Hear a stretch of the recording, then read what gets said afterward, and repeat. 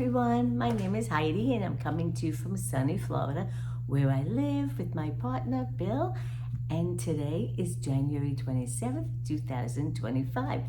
It has been over 2 months since I've podcasted last. A lot has gone on, the holidays came and went, so here I am. Before we get into all the good stuff, I just want to mention a couple of things. If you want to find me other than YouTube, I'm on Instagram and Ravelry as Young at Heidi. And if anything I discussed today will be linked in the description box down below. And another thing is, if you like what you see and you haven't subscribed, I would love it if you subscribe and check out what I'm up to next time. So I want to give a warm welcome to all my returning viewers and anybody that's new. Thank you so much for stopping by. Today is going to be a little bit different than my normal podcast because I'm going to do a little bit of a year in review and my top 5 projects of 2024.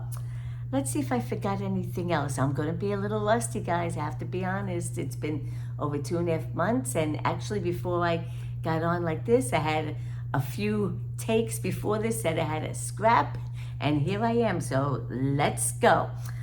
Okay, so my year in review. Well, 2024 was kind of interesting for me. The total finished objects that I've had are 67.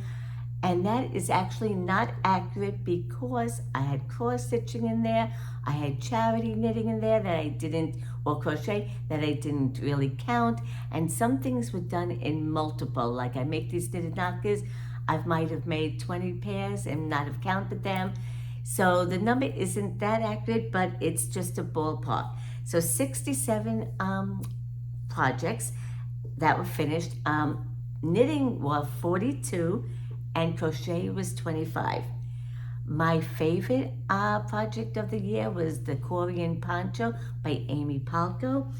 And last year, and you'll see up on the chart here that I'm posting, my achievement that I've had for the year that I've wanted to achieve was learning to adjust my knitted sweaters to fit better.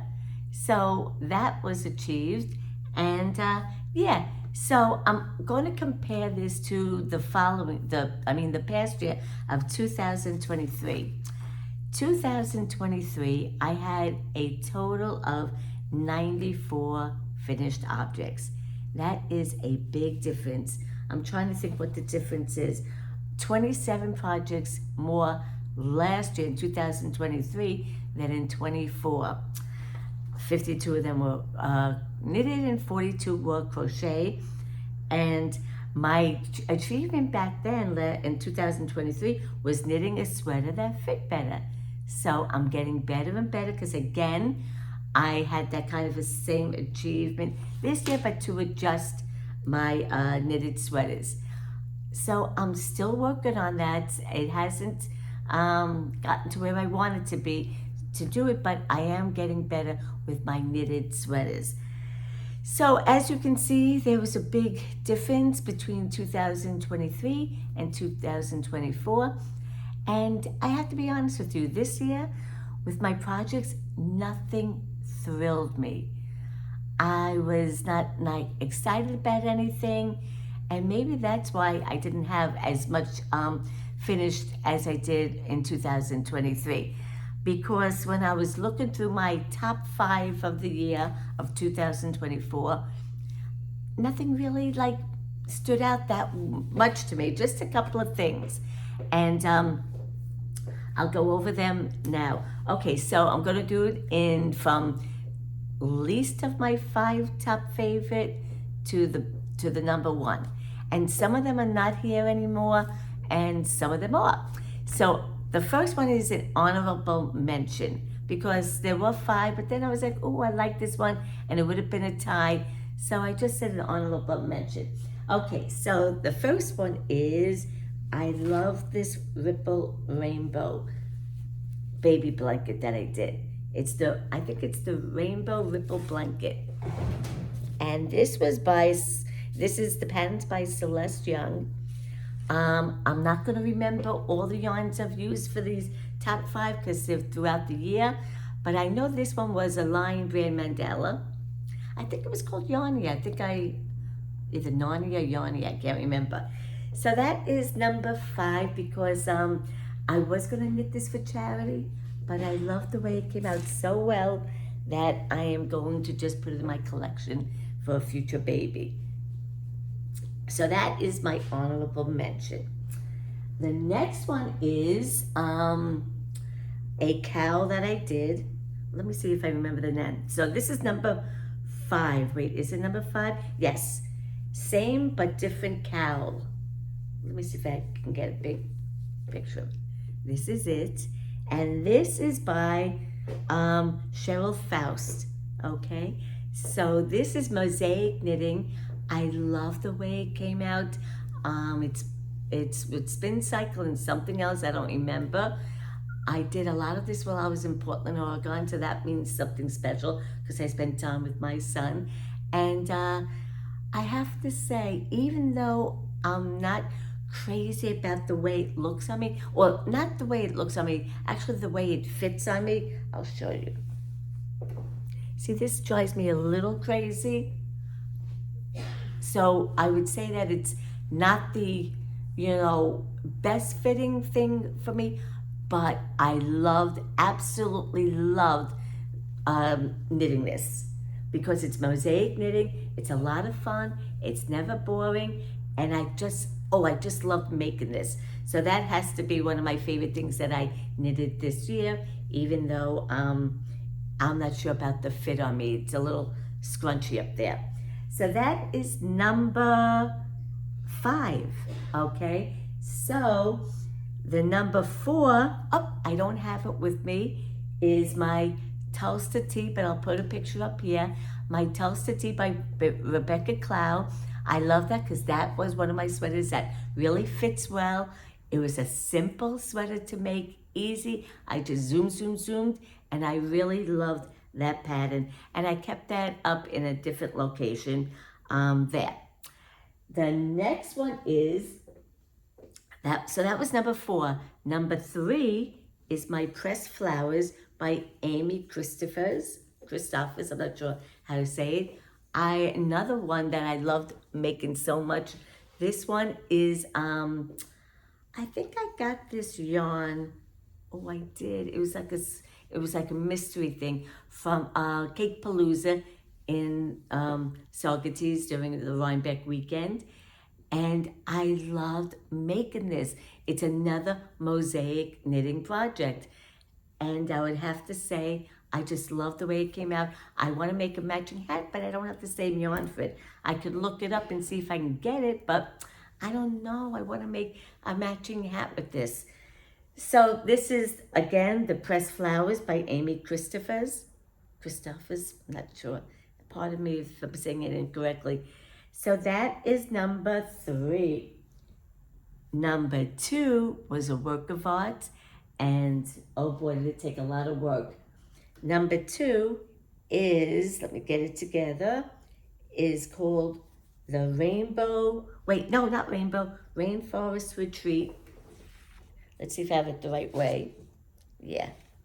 Rainforest Retreat shawl. And this is so beautiful. This is by Lisa Cook. And this is not for a beginner crochet. You have to pay attention.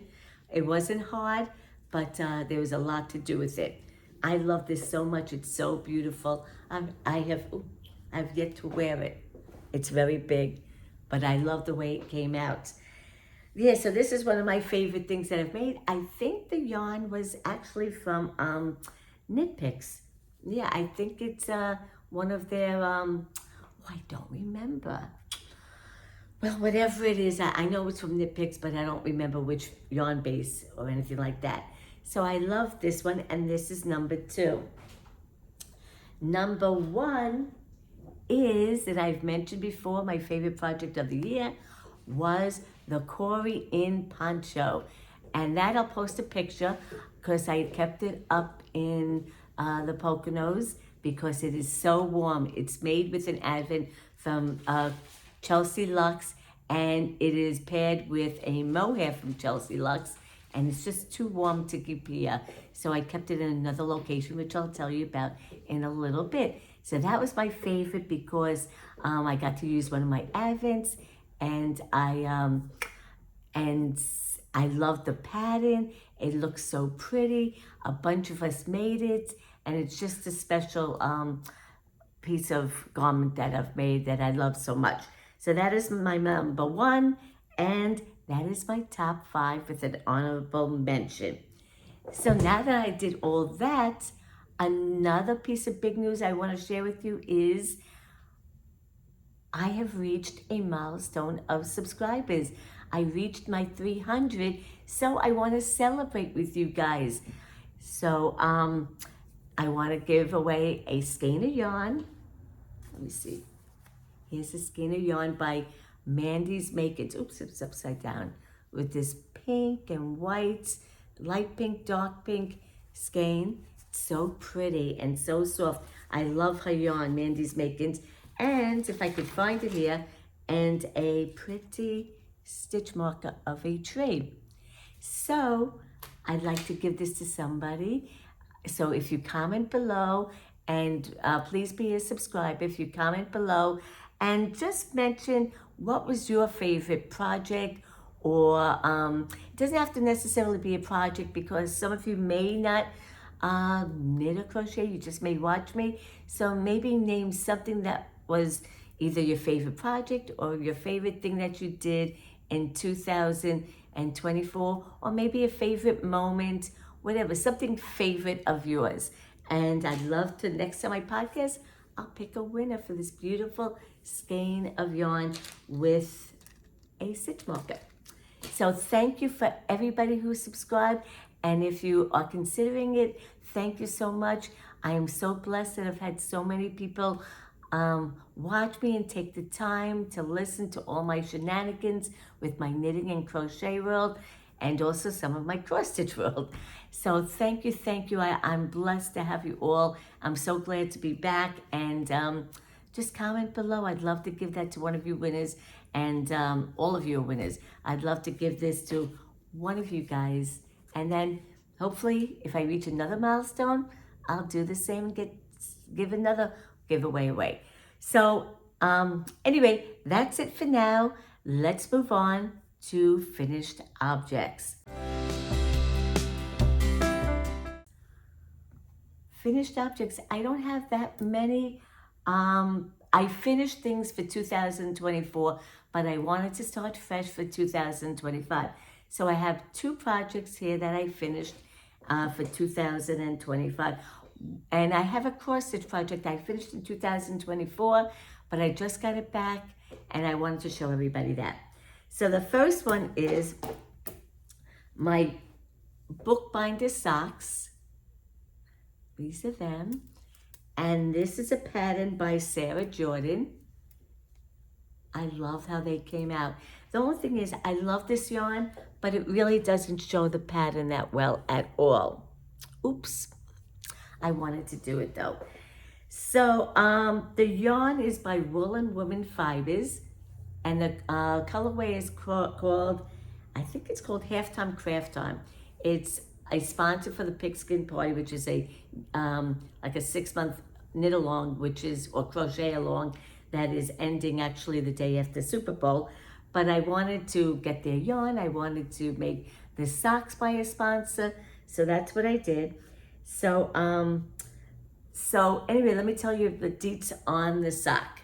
So I used 2 circular needles, size 1, which is a 2.25 millimeter needles.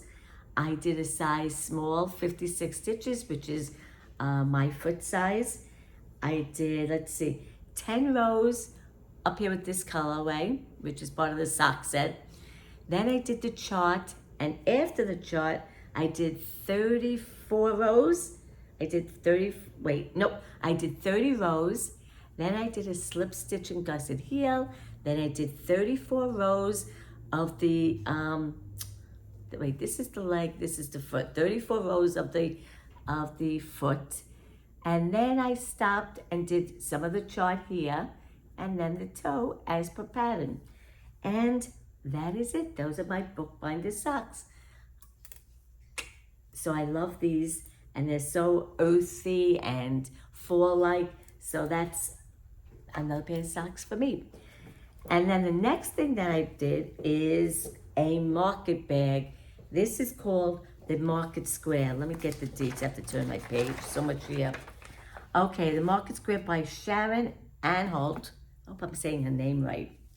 Okay, this is by Sharon Anholt. This pattern gives you two sizes, the small and the large. I do have a large market bag, so I wanted to make this small. And anyway, so the yarn is by Queensland, and the base is Carney. There's two different colorways here. One is Kangaroo Isle, and the other one is I lost the tag. I have no idea. So you use two different colors.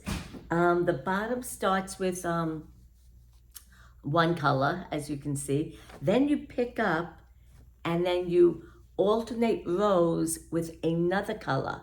So there's actually, in that basket weave type pattern, two different yarns to form that, each and every other row. It's so cool. Then you start with the basket weave and you do like a stockinette up here in one color, and then you bind off for the handles, and then you sew the handles actually together. Which I'm not the greatest at. You do one side and the other side, and you pick up and knit two together like that. And that is that market bag, which I love. And I used it for the first time this weekend at a green market up in West Palm Beach. So let me see if there's anything else I have to tell you about that. No, that it was a lot of fun to make. One of the best ones that I've made so far. I got a little, crazy with the handles. They're not perfect, but it's just a market bag. It doesn't matter. Yeah, so that was that. So it's called the Market Square. And that's another finished project. And I do use these market bags a lot when we go to a green market or a farmer's market. So I do get to use them. Okay, the last finished object is a cross stitch. And this is my cross stitch that I did on Mount Hood, which is in Portland, Oregon. And it is a beautiful landmark that you see off the highways. And it really is like eye candy. So yeah, so this I got actually the chart and the whole thing, the canvas, the linen, the chart, the floss, all from a beautiful shop in Oregon called Acorns and Threads, I think it is. And then I stitched it up, and then I got it framed. And the designer is called Doherty Designs, which is a local designer there in Oregon. So I was happy to do that, and I'm going to send it to my son, and who lives there. And then I always sign the back, made with love, Mom. And that's it. I love the way it came out. And the framing is perfect for this. Yeah, so that is all my finished objects for 2024. More to come. 2025. Excuse me, I'm still back in 24. Let's move on to works in progress.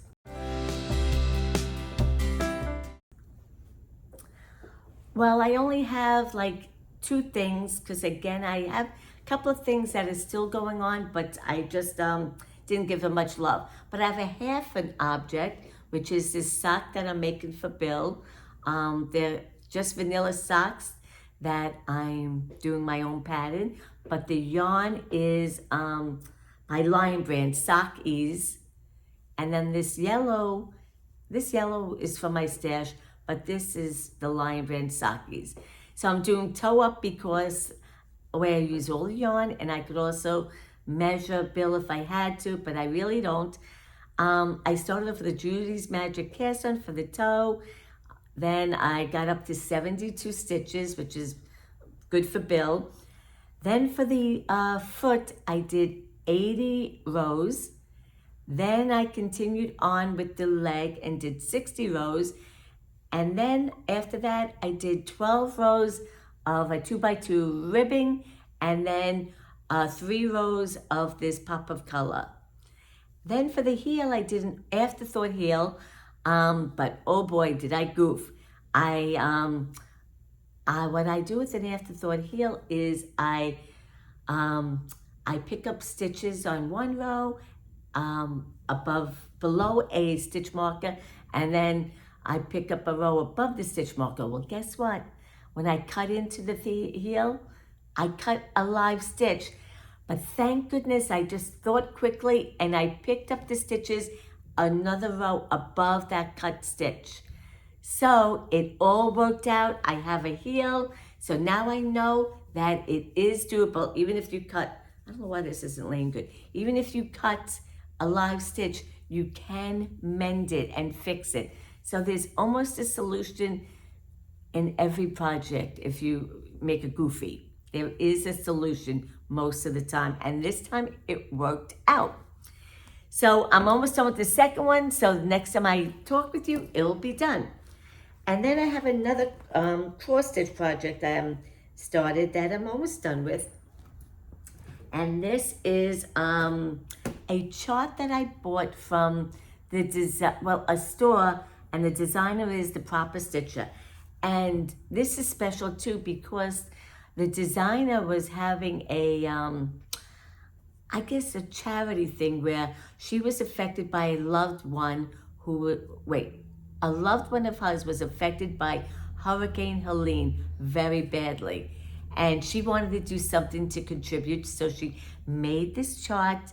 And if you buy the chart, all the proceeds go towards the devastation of Hurricane Helene.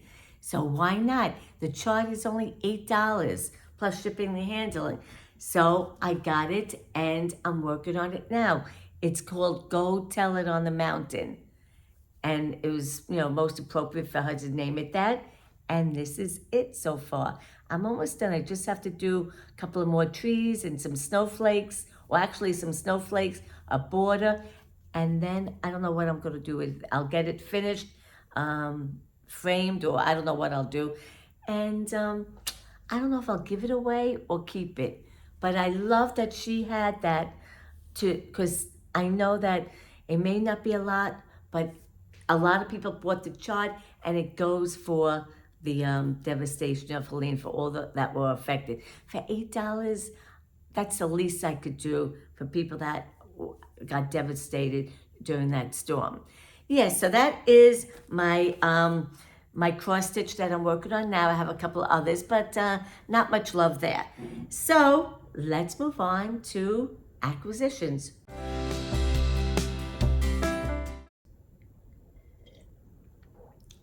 I have one small acquisition, and it's really not an acquisition, but I have to show it to you because a friend made it.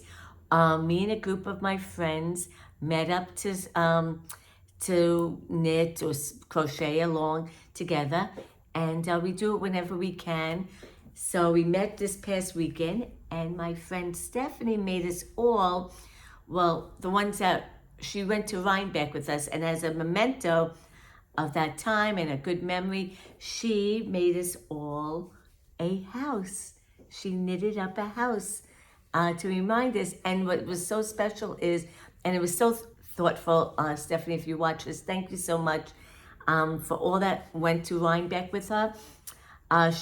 Every top of the house that she made was the person's favorite color. She used the yarn of their favorite color. So mine is green, she knows that, and so she made a green top on the house. Isn't that the sweetest thing? I love this. So, of course, I keep this in my house somewhere. A lot of things in my home are from a lot of things that people have made me and things that I've made it. And it's just full of love where I live. And I don't need fancy pictures, but everybody's artwork to me is something special. So I'm going to put that here for now. And I just love it, love it, love it.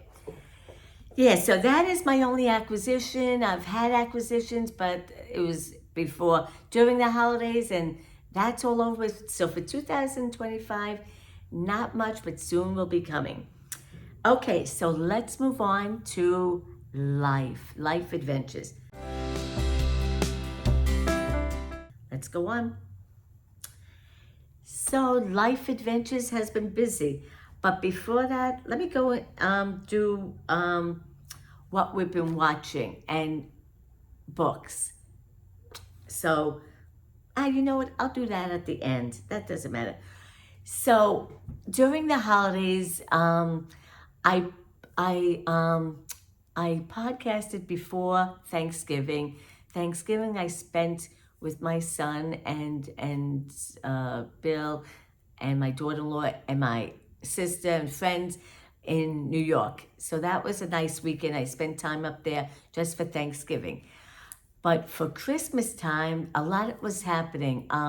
Bill bought a place up in the Poconos in Pennsylvania, and that was closing the week before Christmas.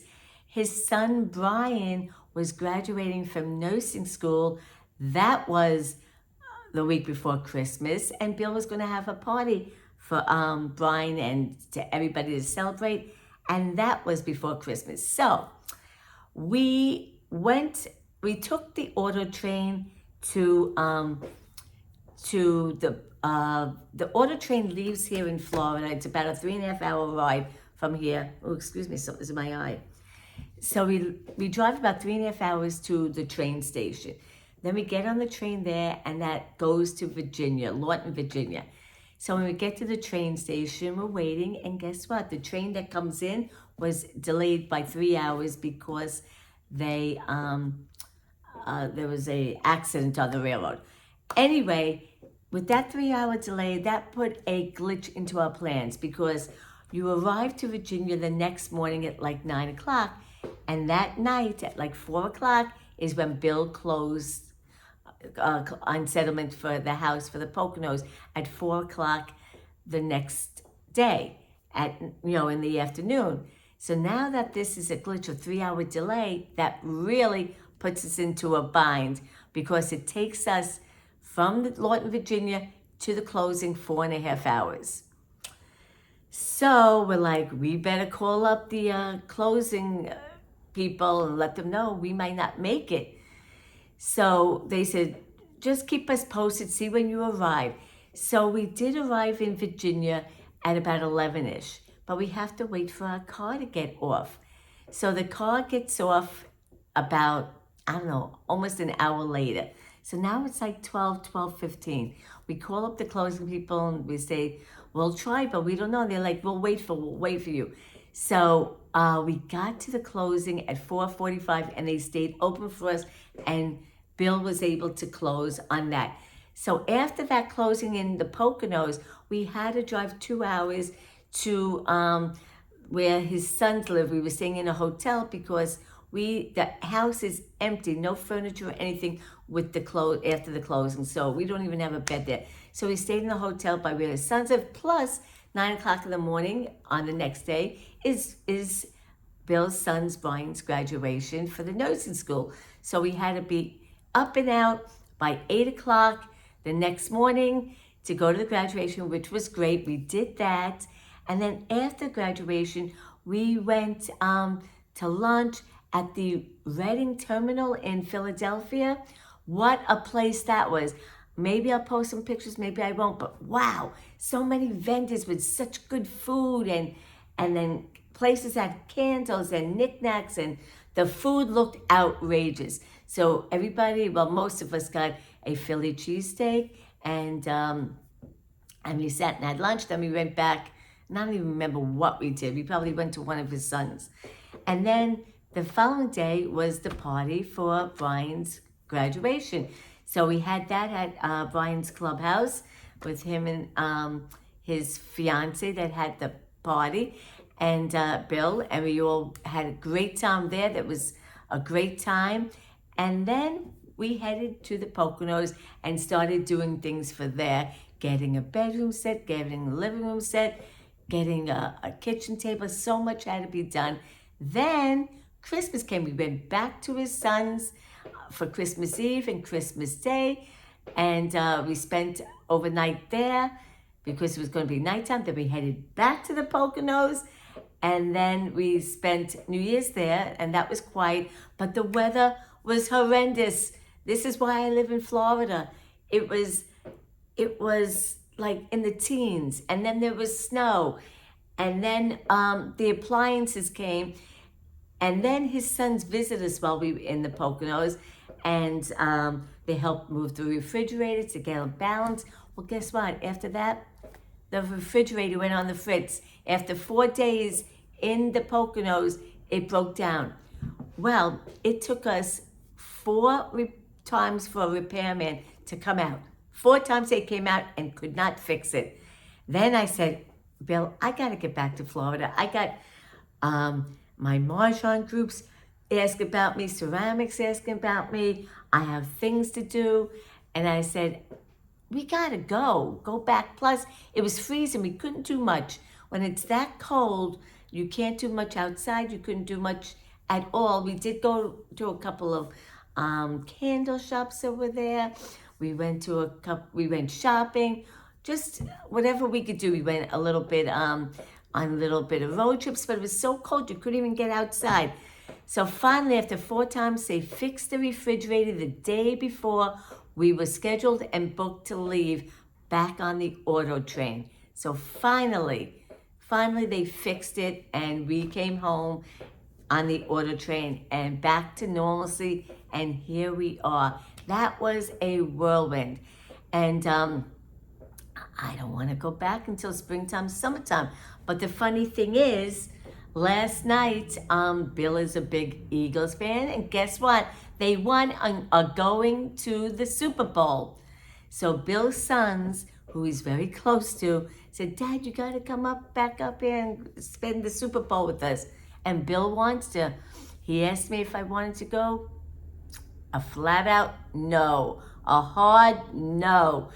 Not that I don't really care that much about football, so that part wouldn't even, that part's number one. And two, I'm just thawing out now. I'm defrosting. I don't want to go back up to the cold. I don't want to. It was a lot. It was a lot when we went. Not only was it cold, but all the shopping and all the visiting. And I'm exhausted from all that. I love family, but I need a little mental space. Let's be honest. So he can go up. He'll go for like a weekend, and he'll spend time with his sons. And I'll just go back to my normalcy here. And he's only going to go for a weekend because he also has things that he has joined here. He has a bowling league. He joined a golf league because he just retired right before we left to go to the Poconos and close on that house. So quite busy. I know it's an earful, but I can't go back there for a little while. In the spring, sure, but I'm not going back to 15-degree weather, or maybe even 30 is not good for me. 50, and here in Florida, today I woke up and it was in like 62 degrees. Now, that's cool, but it's typical for this time of year in the morning, but it's going to get up, I think, to the 70s, which is beautiful. But I'm sorry, I can't go this time. They'll have a good time. Next time when it's warm, I'll get up there. I'm still cold. Plus, when I came back to Florida, it's chilly, so I never really felt any warmth yet. So enough of that. Okay, so that was my big thing. I'm glad to be back. And that was another thing. I haven't podcasted in so long, and I wanted to talk to you guys and see how you're all doing. Last but not least, that I'm going to talk about is books and TV. Okay, the TV that we saw was the Yellowstone 1923. Loved it, but did not love the ending. They left you hanging. Matter of fact, when the ending ended, it wasn't even like a cliffhanger. I don't even know what happened, but it just ended. And I was like, that really stunk. So I heard that there's a part 2, so maybe that is why. It just ended. And I thought that, there'll be another episode, but no, there wasn't. That's the end of the season. So we'll have to see what happens on that. But it was great all along until that last ending. And the book that I just got done reading is Secrets of a Charmed Life by Susan Meissner. I will give that 4 stars. I really enjoyed it. It's about this young woman who, I think she was doing an article for her university or an essay about somebody who lived during the World War II times. So she interviewed this elderly lady. Her name is Isabel, and she talked about her history during the World War II times, and this was all taking place in England when she lived in England, and she was a young girl, like a teenager, and she had a younger sister who was like a tween, and during the World War II at that time, they evacuated the children, and they would go to a place like in the country while everything was going on, bombings and all that. So this young girl and her sister went to a relative who lived in the countryside to evacuate. But in the meantime, this young teenager wanted to do better in life. She wanted to be like a bridal fashion designer. So she would make sketches of bridal gowns, and that was her dream, to like one day make one out of her design. So she found somebody that who owned a bridal shop, and they had a connection, and she didn't care. She was going to leave everything and go to meet somebody who was interested in her designs. So she left her sister at home to do that, and while she was out, bombings all over the place, and she had to hide, and the sister was hiding, and then they got separated for the longest time. And then life goes on about what happened with the teenager. Her name was Emmeline, and then her sister Julia. They were both separated, and then eventually you'll see what happens, and you see how their lives, what happened while they were separated. So it was a really good book. It kept me interested the whole time. It was sad at times, but that's what happens when you read a World War II book. But I really enjoyed it. So that is it for now. I can't think of anything else. But again, if you'd like to win a skein of yarn, just comment below about a favorite project, a favorite moment, a favorite event, whatever you want to say that is your favorite of 2024. Comment down below, and then next time I'll pick one of yours. And I thank you from the bottom of my heart that you are all here listening to me ramble on, and I'm grateful to have you. So I'll end it here. I wish you peace and love in your life, and I'll see you next time. Bye-bye. Won't be wasted time. Always stay humble and kind.